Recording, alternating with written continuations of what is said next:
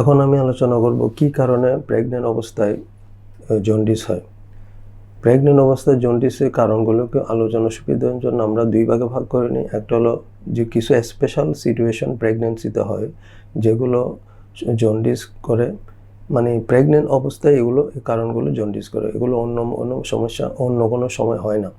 এর মধ্যে একটা কারণ হচ্ছে hyperemesis gravidarum, intrahepatic cholestasis of pregnancy, hypertension related liver disease যেমন ইক্লামশিয়া, প্রিক্লামশিয়া, হেল্প সিনড্রোম এগুলো। আরটা হলো acute fatty liver of pregnancy. এই চারটা কারণ শুধু প্রেগনেন্সিতে জন্ডিস করে। এই চারটা কারণ ছাড়াও আরও কয়েকটা কারণ আছে যেগুলো নর্মাল মানুষেরও হয় কিন্তু প্রেগনেন্সিতেও হতে পারে।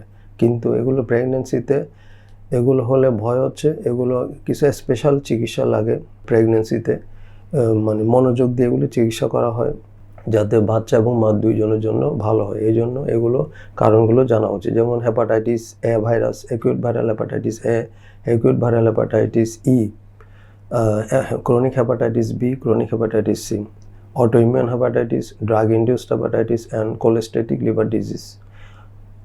এই 4-5টা কারণ নর্মাল মানুষের হতে পারে কিন্তু প্রেগনেন্ট মহিলাদের হয়, যেগুলো স্পেশাল একটা কেয়ার নেওয়া লাগে।